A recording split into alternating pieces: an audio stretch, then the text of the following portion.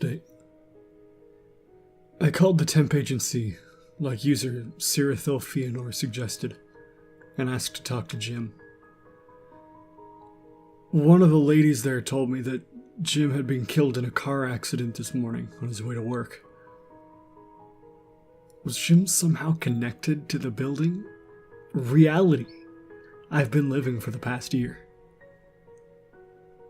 I also tried calling the 800 number on the weathered sign, but the line was disconnected. Update 2. User Bally2000 suggested I find the place on Google Maps. Here it is. The red circle is where my building used to be.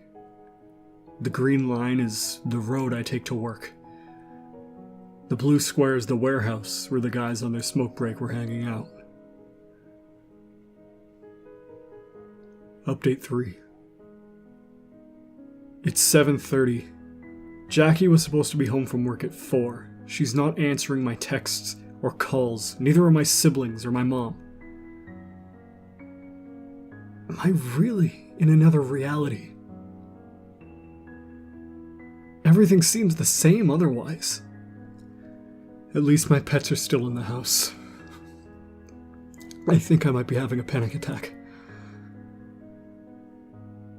Last edit. I've been cuddling with my dog, trying to reach anyone that I know by any means. Call, texts, Facebook. Even all my Steam friends are missing. I'm gonna try to sleep. Maybe things will be normal tomorrow. I'll keep you guys posted.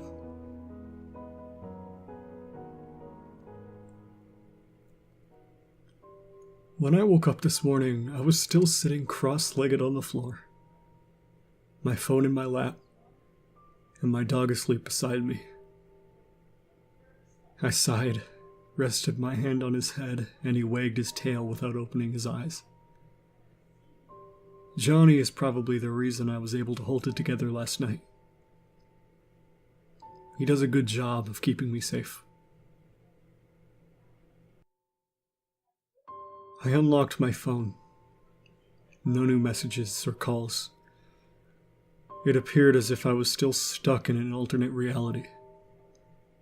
The back of my eyes started to get hot as I stared at my 0 notifications.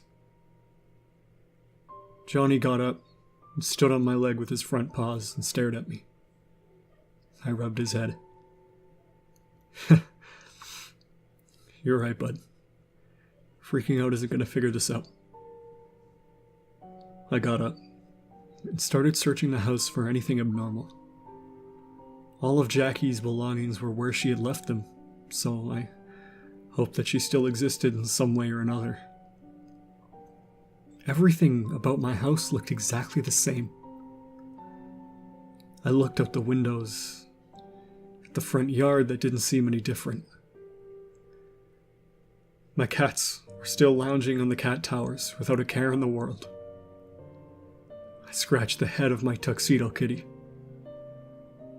Any idea what's up, Taylor? He just slow blinked at me and went back to sleep. User Silas Crane suggested I read the original paperwork for the temp agency, but I can't find it anywhere. I think it's more likely that I just lost it than it vanishing like everything else did. User Big Back J suggested I call my bank to see if they could give me any more information. And that was a dead end as well. They didn't know anything more about the place than I did. A few others suggested I try to find my co-workers on LinkedIn, and that also came up with nothing. I tried Googling the company, but that was empty too. Previously, there had been an entire webpage with information about the products the factory produced, but now there were no results. Who can I call that might still exist? Maybe people who know Jackie but don't know me? I pulled out my phone and dialed Jackie's work. A lady whose voice I didn't recognize answered the phone. "Thank you for calling WNF. Sherry speaking." Hey, Sherry. My name's Michael, and Jackie is my girlfriend. Is she okay? She came into work yesterday and just up and vanished an hour later. Her car is still out in the parking lot, so we assumed somebody came and got her for some reason. But she never came back yesterday, and we haven't seen her all day today, and... My phone beeped. I was getting another call. At this point, I was hoping anyone that I knew would call me, so I answered it without saying goodbye to Sherry. Hello. A familiar male voice greeted me. Michael, it's Jim from the agency. Listen, we need to talk about something. I pulled my phone away from my ear and stared at the screen with wide eyes. Jim is dead. Dead people don't call you. The number on the screen was an 800 number I vaguely recognized. Was that the 800 number from the for sale sign? No, it couldn't be. I navigated to my recent calls, and sure enough, the numbers matched from when I tried to call it yesterday. But it had been disconnected when I called. A voice yelled my name from my phone and brought me back to the present, and I moved the phone back to my ear. Michael! Michael! I'm here, Jim. You're dead. You can't be calling me right now. I was still too shocked to have emotions or say anything other than stating facts. I'm only dead in R2. In R1, I'm obviously not dead. No, we don't have time for me to explain.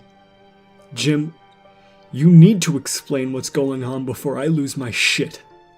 What is happening? What's R2 and R1? Where's Jackie? Why can't I get in touch with anyone I know? Jim was silent for a moment, then sighed. I'm in reality 1. You are stuck in reality 2. R1, R2. Jackie is in R1, along with virtually everyone you have ever met. R2 is an identical copy of R1, minus the company and, again, everyone you've ever met. I don't know why. I need your help to fix this and get you back into R1 where you belong. But the guys at the warehouse said they'd seen me in the forest every day for a year. How would they have seen me out there if the reality split when you died? Look, this hasn't happened before. Maybe the universe filled in the blanks from when you started at the company. I have no idea. For now, we need to focus on getting you back to R1. My head is reeling. So I really am from another reality. I guess that means I'm not insane. Or that I'm even more insane than I thought. Can you at least tell Jackie I'm not dead? No, I don't want to break things more than they're already broken. I deflated. I guess helping Jim with whatever he was talking about was the only way I'd ever see my family again. Okay, what do you need me to do? I need you to go back to the forest. Look for any irregularities. Something happened when I was killed in the car accident, and it broke reality, obviously. It split into 2. And there's only supposed to be 1. You were the only person working for the company that didn't know of its properties. And I think that's why you were removed from R1. I need you to check the area for anything that doesn't belong. Dude, I have no idea what any of that means. But you just need me to go to the forest where the building used to be, right? Jim let out an exasperated sigh, and under his breath, I told them we needed to tell every employee at the company of its properties, even The receptionist. He raised his voice. Yes. Call me back when you get there. And the line went silent. I pocketed my phone and looked at Johnny. Alright, bud. You want to go for a walk? After changing my clothes to something more outdoorsy, jeans and t-shirt and sneakers, I loaded Johnny into my car and made my way back to the industrial park.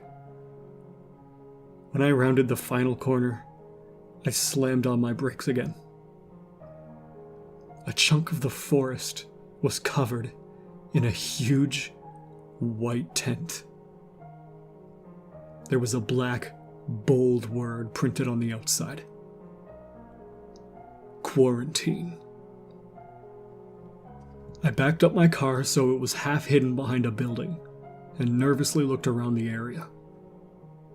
Unmarked white vans were scattered about, and people in white hazmat suits were bustling in and out of the tent.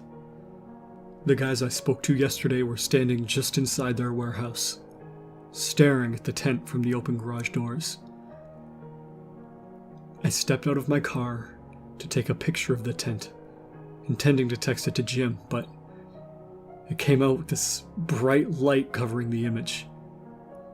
If you look closely, you can kind of see the outline of the tent. Every picture I tried to take came out like this. I called Jim, told him what I saw, and the first thing he said made me even more nervous. Shit. What do I do? Just hang tight. I need to call some people. Find somewhere to park out of sight, and I'll call you right back.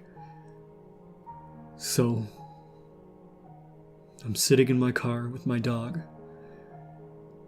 waiting for Jim, the alternate reality man, to call me. You guys have any suggestions?